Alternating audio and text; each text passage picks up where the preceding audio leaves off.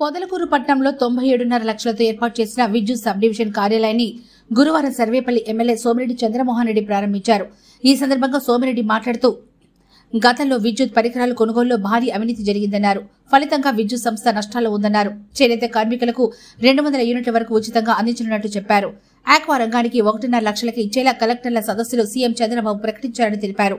కూటమి ప్రభుత్వం ప్రవేశపెట్టిన పీఎం సూర్యఘర్ పథకం ద్వారా అందిస్తున్న సబ్సిడీని ఉపయోగించుకుని ప్రజలందరూ సొంతంగా సోలార్ విద్యుత్ ఏర్పాటు చేసుకోవాలని సూచించారు.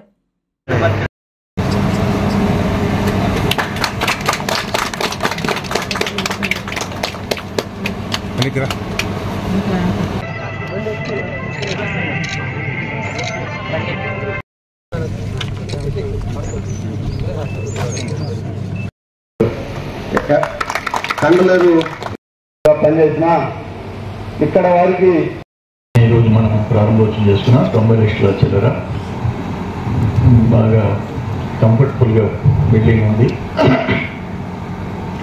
ఇప్పుడు మెయిన్ మనకి రోజు బతకాలంటే ఫుడ్ ఎంత అవసరమో ఆహారం, కరెంటు కూడా అంత అవసరం అయిపోయింది. కరెంట్ లేకపోతే జరగదు ఏ రోజైనా. ఇక లాస్ట్ 5 yearsలో ఎనర్జీ డిపార్ట్మెంట్ మీద భారీగా భారం పెరిగిపోయింది. ఒకటి కరప్షన్, ఫిగర్స్ ఎక్కడో నేను చూసుకోలేదు. అదే వాట్ ఎవర్ భారీ అప్పుల్లో మునిగిపోయి కూర్చోండి. ఇప్పుడు అన్ని అప్పులు కదా.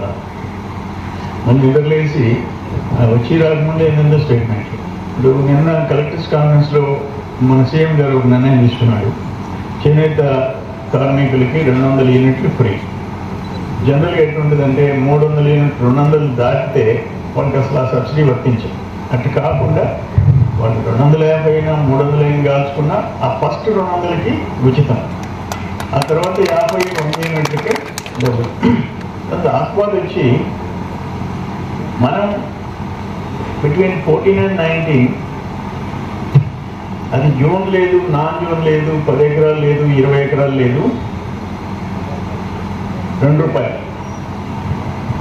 ఈయన మన బిడ్డ వచ్చాడు కదా తర్వాత 19లో మీ బిడ్డ అంటాడు. మన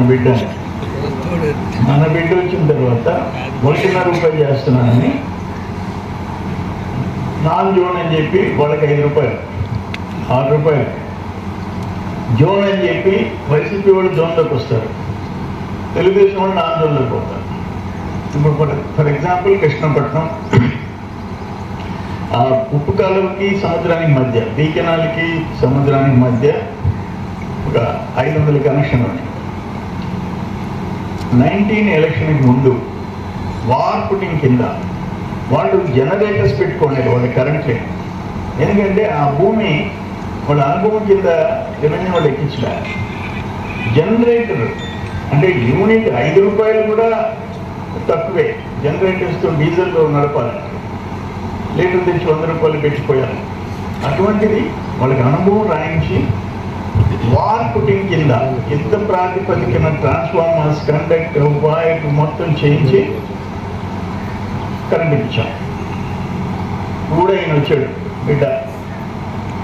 ఒక 7 మందికి మాత్రం వైసీపీ వాళ్ళు మంచి, మనకి ఎప్పుడు మెజారిటీ అవ్వదు. మన కూడా 900 చిల్లర మనకి మెజారిటీ. 7 మందికి మాత్రం ₹1.5, కుర్రోళ్ళకి ₹4.5, ₹5.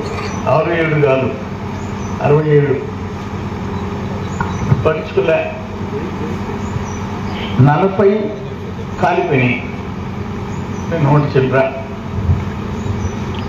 ఇప్పుడు మనం వచ్చిన తర్వాత వాటన్నిటినీ అఫీషియల్గా రికార్డ్ చేయించి కొత్తగా ట్రాన్స్ఫార్మర్స్ ఇప్పిస్తున్నాం. ఇప్పుడు ఎన్ని ఇచ్చినారు? ఇప్పుడు మనం వచ్చిన 9 నెలల్లో పొదలకూరు మండలంలో అన్నీ ఇచ్చేసారు. అన్నీ ఇచ్చేశారు.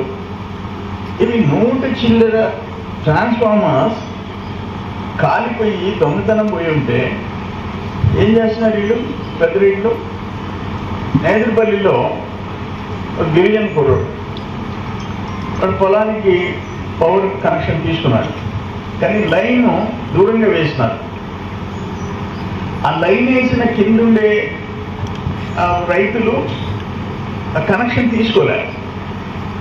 పోల్స్ కండక్టర్ వేస్ట్గా నిలబడిపోయింది. ఈ కుర్రోడు వెళ్ళి అది నాటి మనం పెట్టుకోండి. మా వయసు సోదరులు ఉన్నారు, ఏం వాళ్ళకి ఎప్పుడు లోపల గల్ల పెట్టిన డబ్బులు ఉంటాయి, పెట్టేసుకోండి. 2 కిలోమీటర్లు పెట్టుకోండి, 3 కిలోమీటర్లు పెట్టండి, మీకే డబ్బులు మిగులుతాయి. మీరు ఎట్లా డబ్బులు ఎత్తుకుపోయి బ్యాంకులో వేయాలా? దాని బదులు ఉంటే ఒకరిని చూసి ఒకరు, మా వాళ్ళు ఎవరైనా మా సోదరుల దగ్గర పెద్దగా క్యాష్ ఉంటుందని నేను అనుకుంటున్నా, ఉండేవాళ్ళు పెట్టేసుకోండి. దానివల్ల అడ్వాంటేజ్ ఒకటి, మీకు సేవింగ్స్ వస్తాయి. తర్వాత సొసైటీ ఎక్కడికి వెళ్ళిపోతుంది?